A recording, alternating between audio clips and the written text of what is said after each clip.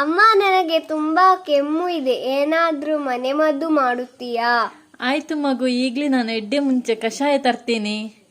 ಮಗು ಎಡ್ಡೆ ಮುಂಚೆ ಕಷಾಯ ಕುಡಿ, ಕೆಮ್ಮು ಬೇಗನೆ ಕಡಿಮೆ ಆಗುತ್ತೆ. ಹಲೋ ವೀಕ್ಷಕರೇ, ಎಲ್ಲರಿಗೂ ನಮಸ್ಕಾರ. ಮಳೆಗಾಲ ಶುರುವಾಯ್ತೆಂದರೆ ಈ ಕೆಮ್ಮು, ಶೀತ, ಕಫದ ತೊಂದರೆ ಕೂಡ ಜಾಸ್ತಿ ಆಗಿರುತ್ತೆ. ಎಷ್ಟೇ ಮದ್ದು ಮಾಡಿದರೂ ಕೆಮ್ಮು ಕಡಿಮೆಯೇ ಆಗೋದಿಲ್ಲ. ಅದಕ್ಕಾಗಿ ಇಲ್ಲಿ ನಾನೊಂದು ಮನೆಮದ್ದನ್ನು ತಿಳಿಸಿಕೊಡ್ತಾ ಇದ್ದೇನೆ. ಸಾಮಾನ್ಯವಾಗಿ ಇದು ಎಲ್ಲರಿಗೂ ಗೊತ್ತಿರುತ್ತೆ. ಹಾಗಾದರೆ ಬನ್ನಿ ಈ ವಿಡಿಯೋ ಶುರು ಮಾಡೋಣ. ಎಡ್ಡೆ ಮುಂಚೆ ಕಷಾಯವನ್ನು ಹೇಗೆ ಮಾಡೋದಂತ ಹೇಳಿ ಈ ವಿಡಿಯೋದಲ್ಲಿ ನಾನು ನಿಮಗೆ ತಿಳಿಸ್ಕೊಡ್ತಾ ಇದ್ದೇನೆ.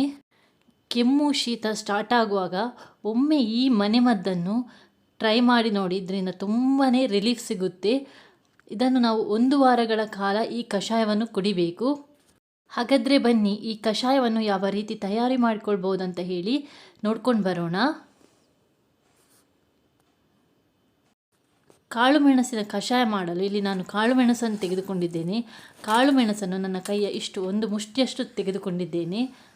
ಮತ್ತು 1 ಇಂಚಿನಷ್ಟು ಶುಂಠಿ, 1 ಇಂಚಿನಷ್ಟು ಇಪ್ಪಲಿ, ಅರ್ಧ ಭಾಗ ನೀರುಳ್ಳಿ, ಇಲ್ಲಿ ಬೆಲ್ಲ 1 ಅಚ್ಚನ್ನು ತೋರಿಸಿದ್ದೇನೆ, ಆದರೆ ಇಷ್ಟನ್ನು ತೆಗೆದುಕೊಳ್ಳುವುದಿಲ್ಲ, ಇದರ ಸರಿ ಅರ್ಧ ಭಾಗ, 1 ಸಣ್ಣ ಗಾತ್ರದ ಲಿಂಬೆ.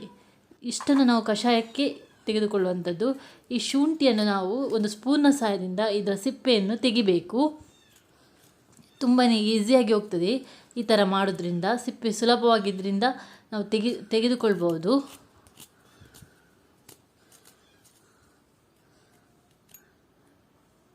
ಬೆಲ್ಲವನ್ನು ನೋಡಿ, ಇದನ್ನು ತೆಗೆದಿರ್ತೇನೆ. ಇಲ್ಲಿ ನಾನು ತೋರಿಸಿದ್ದೇನಲ್ಲ, ಅಷ್ಟೇ ಬೆಲ್ಲವನ್ನು ತೆಗೆದುಕೊಂಡಿದ್ದೇನೆ. ಇಷ್ಟೇ ಸಾಕು ನಮಗೆ. ತುಂಬ ಸಿಹಿ ಕೂಡ ಆಗಬಾರ್ದು ಇದು ಕಷಾಯ. ಕಾಳು ಮೆಣಸನ್ನು ನಾವು ಮೊದಲಿಗೆ ಕುಟ್ಟಿ ಪೊಡಿ ಮಾಡಿಕೊಳ್ಬೇಕು. ಕಾಳು ಮೆಣಸು, ಹಿಪ್ಪಲಿ ಮತ್ತು ಶುಂಠಿಯನ್ನು ಕೂಡ ನಾವು ಸ್ವಲ್ಪ ಗುದ್ದಿಕೊಳ್ಬೇಕು. ಮೊದಲಿಗೆ ನಾನು ಕಾಳು ಮೆಣಸು ಮತ್ತು ಹಿಪ್ಪಲಿಯನ್ನು ಪುಡಿ ಮಾಡ್ಕೊಳ್ತಾ ಇದ್ದೇನೆ. ನೋಡಿ, ಈ ಥರ ಕಲ್ಲಿನಲ್ಲಿ ಗುದ್ದಿ ನಾನು ಪುಡಿ ಮಾಡಿಟ್ಕೊಂಡಿದ್ದೇನೆ. ಮಿಕ್ಸಿ ಜಾರಿಗೆಲ್ಲ ಹಾಕಬಾರ್ದು, ಕಲ್ಲಿನಲ್ಲಿ ಈ ಥರ ಗುದ್ದಿ ಸ್ವಲ್ಪ ಗುದ್ದಿದ್ರೆ ಸಾಕಾಗ್ತದೆ. ಅದು ಸರಿಯಾಗಿ ಖಾರ ಬಿಡ್ತದೆ ಅಂತ ಹೇಳಿ ಈ ಥರ ಗುದ್ದಿಡಬೇಕು. ಇವಾಗ ಅದೇ ರೀತಿಯಾಗಿ ಬೆಲ್ಲವನ್ನು ಸಹ ಗುದ್ದಿಕೊಳ್ಳುವ. ಬೆಲ್ಲವನ್ನು ಗುದ್ದುದ್ರಿಂದ ಅದು ನೀರಲ್ಲಿ ಸರಿಯಾಗಿ ಕರಗ್ತದೆ ಅಂತೇಳಿ ಸ್ವಲ್ಪ ನಾನು ಈ ಕಲ್ಲಿನಿಂದನೇ ಜಜ್ಜಿಕೊಳ್ತಾ ಇದ್ದೇನೆ. ಇದರೊಟ್ಟಿಗೆ ನಾನು ಶುಂಠಿಯನ್ನು ಕೂಡ ಹಾಕಿದ್ದೇನೆ. ನೋಡಿ, ಶುಂಠಿ ಕೂಡ ಇದೆ. ಇದನ್ನು ಕೂಡ ಒಟ್ಟಿಗೆ ನಾವು ಈ ಬೆಲ್ಲದೊಟ್ಟಿಗೆ ಸರಿಯಾಗಿ ಜಜ್ಜಿಕೊಳ್ಳುವ.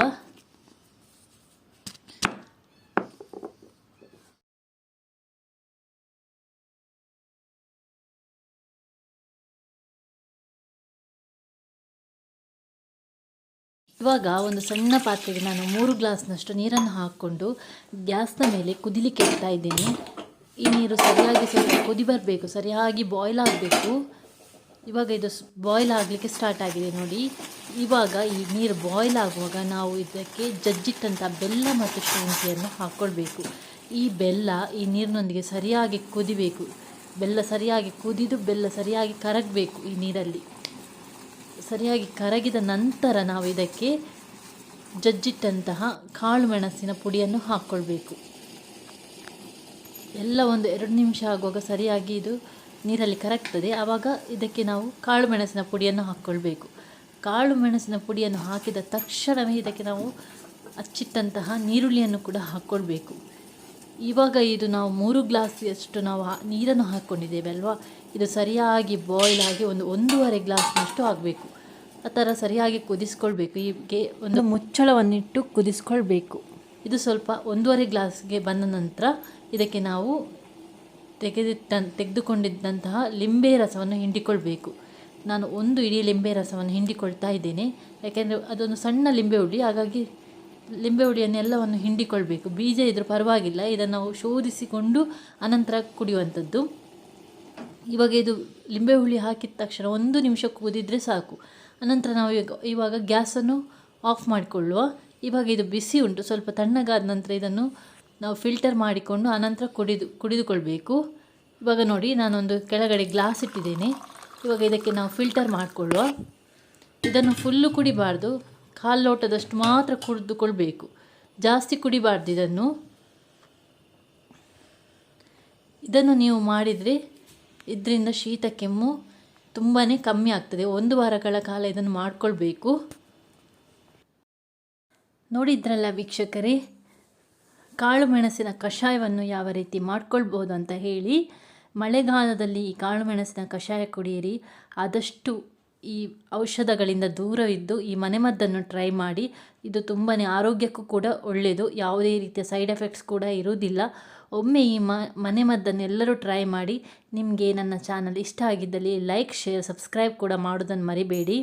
ಈ ಮಾಹಿತಿ ನಿಮಗೆ ಇಷ್ಟವಾಗಿದ್ದಲ್ಲಿ ಈ ಮಾಹಿತಿಯನ್ನು ಹೆಚ್ಚು ಜನರಿಗೆ ಶೇರ್ ಮಾಡಿ. ಮತ್ತೊಂದು ಹೊಸ ವಿಡಿಯೋದೊಂದಿಗೆ ನಿಮ್ಮನ್ನು ಭೇಟಿ ಆಗ್ತೇನೆ. Thanks for watching.